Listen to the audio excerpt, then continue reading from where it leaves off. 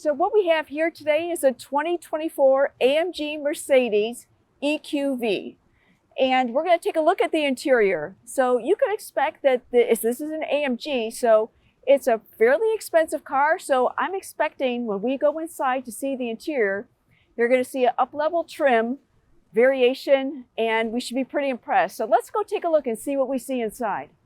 When you first look at the interior of the car, you can automatically see what we have here is on the sports seating. This is true Nappa leather, so this is not a cloth seat, as I would expect. You can see we have a leather-wrapped steering wheel with faux leather and perforated leather as well. It is an AMG, so it's got the flat bottom for a sport steering wheel. And you can see the AMG branding throughout the car, which I guess what I would expect because this is an expensive car and the branding should be appropriate. So when you just look at the car in general, you can see there's a lot of detail and a lot of different trim options in terms of cloth variation. We'll start with the door, for example. So what we have here, this is the AMG, and they got the leather stitching in the upper trim here. And this is kind of interesting because this is like a vinyl, but it looks like a matte finish, almost pseudo suede. So it's kind of an interesting offer. But then this transitions into this is a full, like a suede-like material for the bolster, and then transitions right into a plastic trim bottom here. What you're going to see in general is on this armrest here, it kind of matches the console. If you can see the console, we got these sort of like floating architectural features. The hyper screen sort of, it's just floating on the IP. You got the center console on the floating kind of a architecture as well. And then on the door panel, you got the front end of the armrest also sort of just sitting out in space. At least it looks like that. It is obviously supported here at the very bottom. So what's interesting about the door panel and the IP is you have this red accent stitching that comes across here. And I think Carl would also say the same thing. This is a very difficult feature to execute, to have these match up perfectly when you shut the door to the IP and see how that transition really flows. And honestly, they've done a really good job. If you take a look at that fit, and that is a really decent matchup of stitch line alignment. So they did a really good job. In the contrasting colors, that would stick out like a sore thumb. And yet, I think they executed that very, very well. Okay, and this stitching feature, not the red accent stitching, but we have this stitching pattern continued here on the armrest here, and then this accent stitching here on this upper bolster, which I'm not quite sure the purpose of that, but we have these stitching features throughout the vehicle. So the one thing I thought was kind of interesting here is this, on this lower panel here, you see this cut line right here. And I thought that was interesting because I saw this surface and I'm thinking, well, why would they do that? Why wouldn't they just bring that right across over here?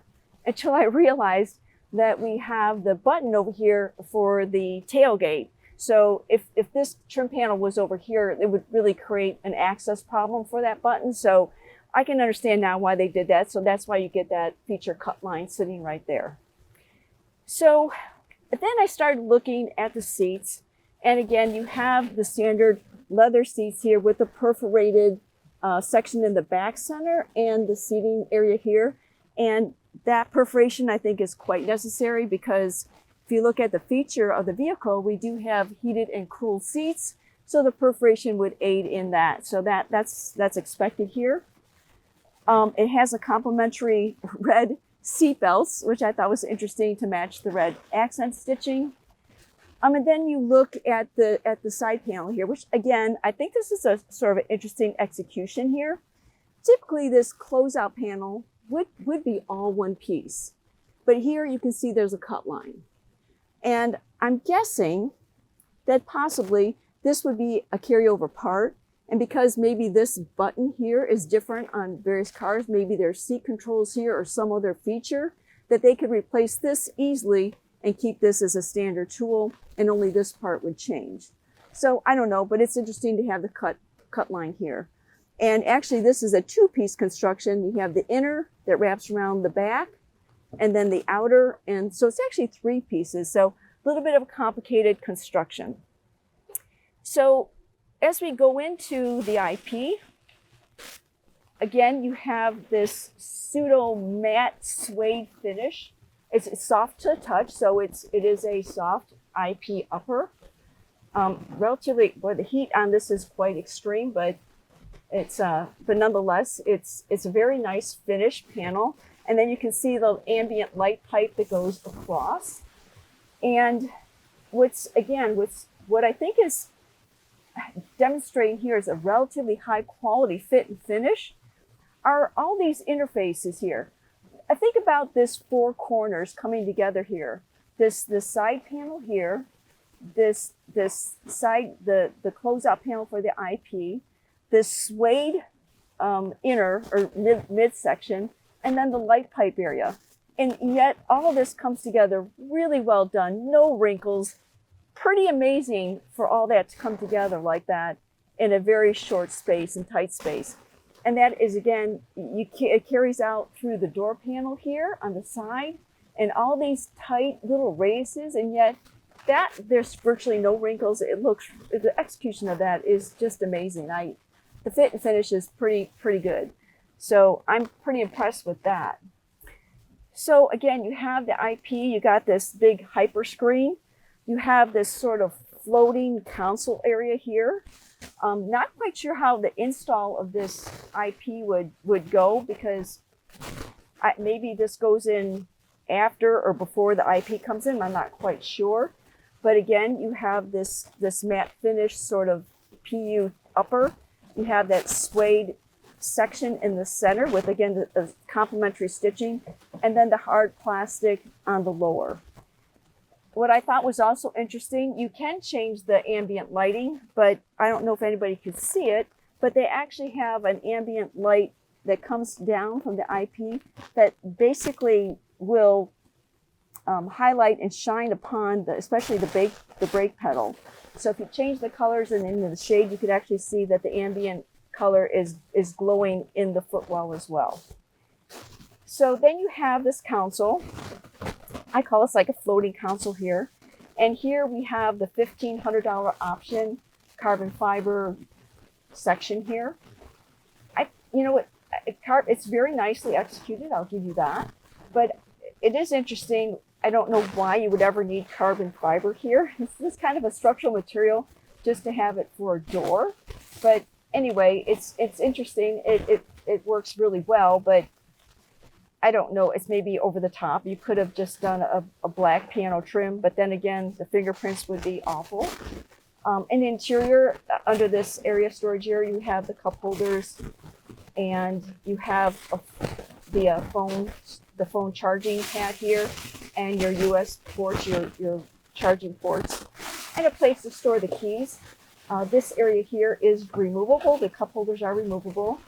What's handy is that at least, if you're going to take it out, you have a place to store it, so you can put it in this secondary glove box area. So at least it fits in there.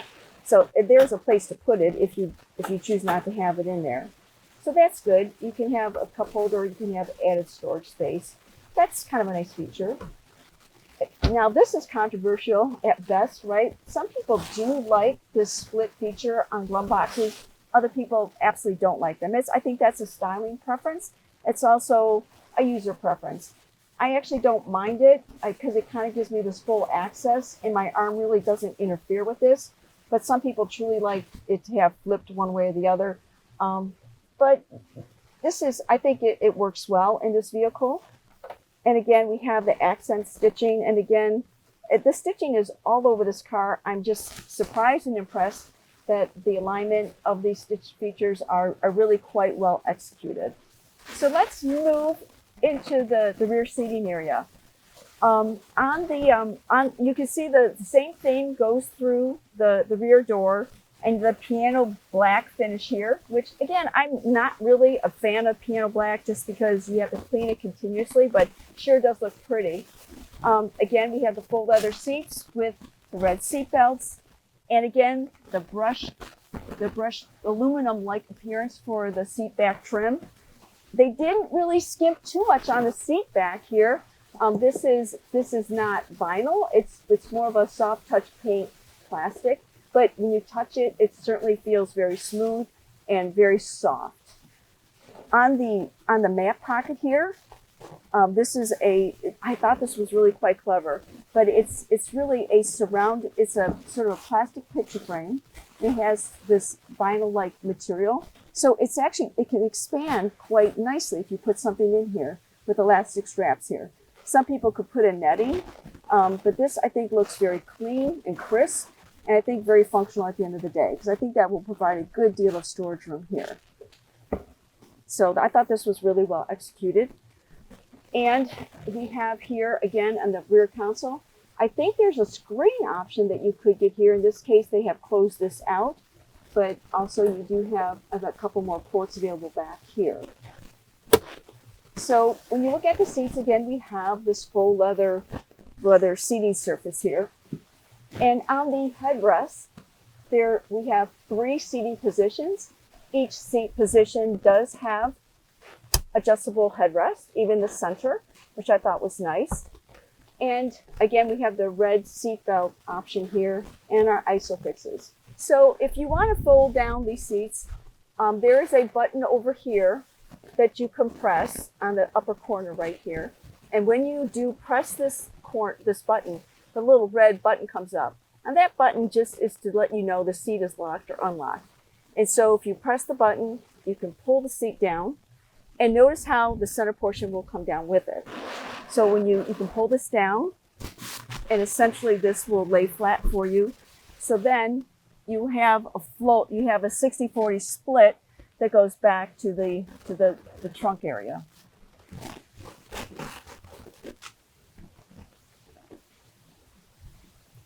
And so you can fold this back up. Now I noticed that the seat belt is held right here. If there's nothing to hold it in place, so when I did this last time, when I folded this up, which is not easy to do with one hand, the seatbelt actually fell down and got trapped in there like this. So that, it would have been helpful to have a little clip here, but instead you can readjust it simply and put it back, and then the little red button will go down. So you don't have to do a 60-40 drop. You can press this release button here. There, and if you can see again, the red button will come up, but you know it's engaged and not engaged. And again, this can just fold down. If you wanted to put maybe something like a 2x4 in here, it could fit here. No cup holder option. It's just a pass-through. And I don't know if this is oh, here you go. Here's the other, this is just the armrest portion here. And that would be a phone storage area. I guess you put your phone here. This appears to be all vinyl, I think, with maybe a leather front. So again, 3 adjustable headrests, 60-40 fold down, and on this side, on the 40 side over here, again, we can also fold this side down as well, so you can get a complete flat folding rear seat. Let's take a look in the back of this vehicle. So the first thing I notice here is a departure of the brushed aluminum. Here we have this bright, shiny finish. This is I expected to see that theme carried through the car, but instead we have this nice, bright, shiny trim. It's a fairly big cargo area here. It's really well appointed. We got the full sort of carpet feel throughout this area here. It's great to hide scuffs, and that's awesome. And then up here you have the plastic trim, which I would expect. And here's sort of this other piece here that basically mimics this microfiber texture all the way down to this pillar here, and then transitions into another grain. But again, attempts to mimic this micro trim sort of appearance, which I think it does a good job. We also have the cargo cover. So this is a nice privacy sort of shield here, which I think works very well in this car. And in regards to this cargo shade, this is also removable. So if we simply take this and compress this in, it will come out completely if you don't want the cargo shade. This is also a plastic trim. I can see there's a ton of cut lines here. There's probably very good reasons why there's so many cut lines, because we have 1, 2, 3, 4, 5 pieces. Normally you can get away with 2 to 3, but we have 5 here. So it's kind of interesting. And again, we start with that microfiber texture here that wraps around to match, again, the headliner, and back to a different grain here at the lower. And again, there's a nice push button here to close it. So I don't know, if you're kind of short, that might be kind of high. Good thing I'm kind of tall, so it works really well. I guess this is a clothes hanger, but I was trying to figure this out. If I put my clothes and the hanger hits here, when I shut the door, it's going to try to twist and hit the seat back. So I get that might be where you're supposed to hang your dry cleaning, but I think it's in a very awkward place. More traditionally, it's up here on the headliner area, closer to the door opening, so the hanger sits flat like this. So I haven't tried it yet, but I'm curious if that would really work. If I hung my clothes there, would they actually bounce off and fall on the ground? So we'll see about that feature. If you're sitting in the front seat here, I tried to figure out where the glove box open control was. I couldn't see it. It actually took me like 5 minutes. I had to go through the screen, the infotainment screen here, and go to the service manual to see the owner's manual to see where the glove box was. Despite that, I couldn't figure it out. And the reason is because when I'm driving, I can't see where that button is. But if you walked around the car and actually sat in the passenger seat, you would see the button very clearly. But from my perspective, I didn't know. So the button for the glove box is on the other side of the console here. Here's the button for the glove box. And like I said, it took me a few minutes to find that. And then you open it, and this is a fully flocked, soft glove box interior. Even the hinges are flocked. It's fairly deep, actually, and quite big, because this very large owner's manual is sitting in here. So quite a bit of storage space in there for a glove box. And this little neat pin attachment versus a standard U-bracket. It's got a pin attachment, which that's new for me. I have not seen that before. So that's kind of good.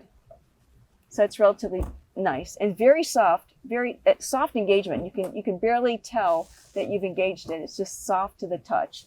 Just these little quality aspects. So all in all, this is kind of a multi-tiered of materials throughout this car.